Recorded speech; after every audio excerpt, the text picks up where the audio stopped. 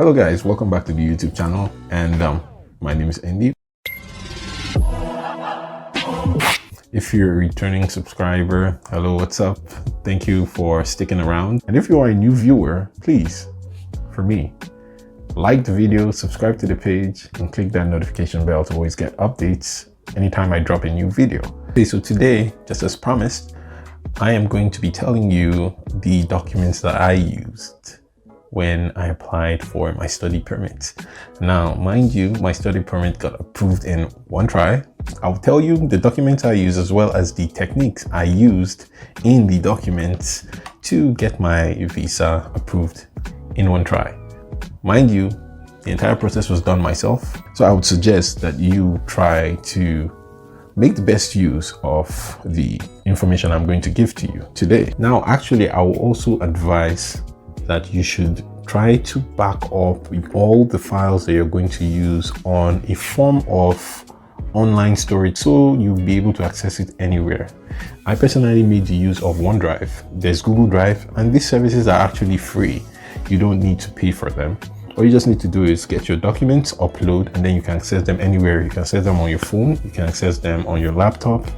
In fact, if you log into a new system, you can go online and then access this file, so you will not be caught off guard at any point in time. Okay, so without further ado, let's get into this topic. My hair is so bushy. Fun fact, if I entered Canada, I've not bought my hair. It's a lie, I'm joking, it's a lie. Okay, so there's something I did, and I would suggest that you do that also when you're submitting your documents. I had two PDF files. One of them contained my proof, everything relating to proof of funds, and the second one had everything that related to statement of purpose. Okay, so what I did was I arranged these two PDF files in such a way that they were organized. I made the use of table of contents for the two of them. So the first one actually had table of content for everything that was contained within the PDF file of my statement of purpose. And this table of contents, they were clickable, meaning that if you're on the table of content page, if you click on any of the entries on the table of content, it will take you immediately to the location of where that particular document was on the page. I don't know, it might not mean much really, but it kind of shows that you are an organized person, right? And I would suggest this most especially to people who are going to be having lots and lots of documents like I did. I will have to tell you, I packed documents, don't be small. Heaven and earth, I packed everything inside this because I really wanted to just get this thing over and done with, like one time. I'll be dropping another tutorial very soon regarding how to actually create table of content, and then table of content that are actually clickable, just as I said, and then how to also compress, because that actually was a challenge, but I found my way around it, and I'll be telling you and showing you the techniques that I used in the upcoming video, so stay tuned. So without further ado, number one, obviously the statement of purpose. Many people advise a statement of purpose needs to be very short and straight to the point. I agree. However, mine was not. I like to explain things a lot. I had 3 pages of my statement of purpose that explained in detail my intention to actually travel to Canada. So the fact that I actually had so much information means that I needed a way to actually sectionalize all the contents that I was going to place within the document. How did I find my way around this? I sectioned everything into different headings and subheadings, so that if the visa officer is simply looking for one particular thing about me, he can just simply go to the subheading. And remember, these subheadings are also in the table of content, meaning that the first page he's going to see the subheadings, and if he wants to find anything about me relating to that, all he just needs to do is click that particular content on the table of contents, and then it will take him to the particular heading that was specified in the table of content. So subheadings that I had under statement of purpose: Education and National Youth Service, professional career. Out of all the countries, why Canada? What are my career prospects?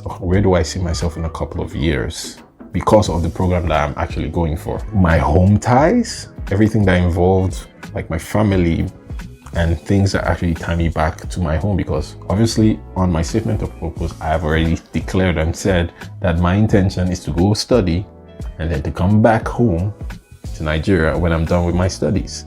So definitely you need some home ties, things to tie you back to home, fixed assets, private business, which is Metrolux. If you guys didn't know my brand, this thing that keeps up showing up here, I think, yeah, is it here or here? One of them, sure.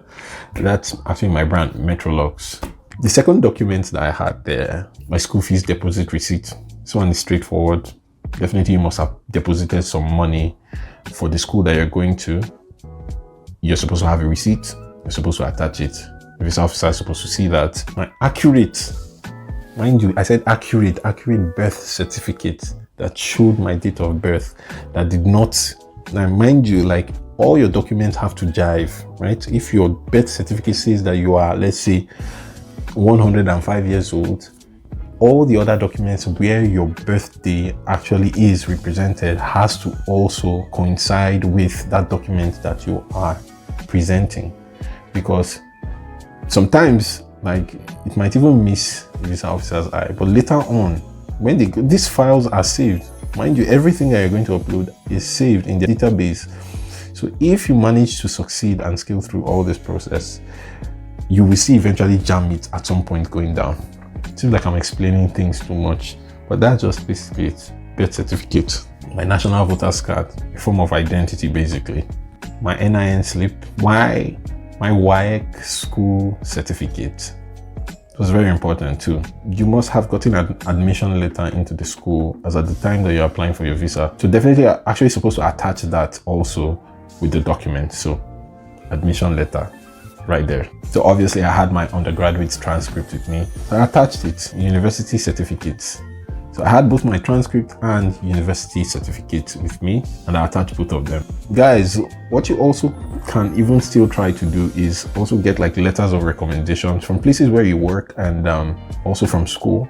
I personally had a letter of recommendation from one of my lecturers back at school, and it was really detailed. In the letter, he said that I was actually a good student, and I understood the fundamentals and as well as the complexities of the particular course that I studied in school, and that my entire program was completed in English. So, you know, all these little things, they might not mean much, but you know, it helps to boost your profile. So that's something to also consider. I had several affidavits. One that I had was an affidavit of return. So obviously you're supposed to have like an affidavit, right? So that you're going to return back to your home country. And yeah, also I had my National Youth Service certificate. If you have that with you, you can also attach that. And a couple of places that I worked in, I attached letters of recommendation from some of my bosses. Always try to get letters of recommendation. They are very good. They help in like getting like job placements. So even if, let's say you even succeed in coming all the way here to Canada and you're trying to find a job, it will also be one of the supporting documents that you can use to actually apply for jobs over here in Canada. So it's something to consider. So where I was working at the time, I actually had two letters. I had an employment letter and I had a staff confirmation letter. I was a permanent staff, so they gave me, when I was confirmed as a staff, as a permanent staff, they gave me a confirmation letter. So I had these two letters attached to my application. So where I worked at the time, I had an ID card. So I scanned that ID card. So ID card is another document that I could scan. You can see the documents keep piling up. There are so many right now. How many have we reached? I've even lost count, but let's keep going. So importantly, yes, you need to have your resume. Attach your resume if you can. Obviously, you have to convert it to PDF and attach it along with your other document. So where I was working, I received 1 or 2 certificates, you know, some trainings that I went for, as well as, you know, like some, you know, just regular awards that I had. So I attached those ones too, to show that you are enterprising and that you actually stand out from a lot of people. And if certification, it might be an online course or whatever it is, you can also attach that. You can see our document is becoming bigger, it's becoming larger. Then also, remember I talked about something relating to family in my statement of purpose. I think that was like first, second or third page or something. Now I have a picture section. sections specifically for pictures in the entire PDF file. So if you scroll all the way down, you start seeing pictures of me with my family members. Some people say that this actually doesn't really work, but trust me, like if I was a visa officer and then you're explaining some things to me, obviously I'm trying to like visualize it, and then if you show me pictures, I have like a better representation of what exactly you're trying to say, and it kind of proves to me that okay, what you're saying is kind of true. Obviously the pictures should match exactly what you're saying. I also had coding channels and animation channels on YouTube, so I kind of had my hands busy with a lot of things, right? I had coding tutorials, I had animation tutorials and animation channel. You know, I taught people animation. I actually still, you know, animated for some companies back in the day. That was everything that had to do with my statement of purpose in one file. And in total, I had 41 pages, including the table of content that makes it 42, I think. No, 43. So 43 pages for just the statement of purpose section. Now I had another document again, and that one was for everything that has to do with proof of funds. But this video is becoming too long. I don't want my videos to be exceeding 10 minutes, right? So I'm going to post that video, so stay tuned for that. I wish you guys all the best. I will be dropping like a lot of helpful videos. You know, I've really posted like lots of fun videos. Now it's time to get serious and actually get to helping people. If you enjoyed my content, if you learned something, please, for me, like the video, subscribe to the page, and click that notification bell to always get updates anytime I drop a new video. So from me to you, hey yo, we'll see y'all later.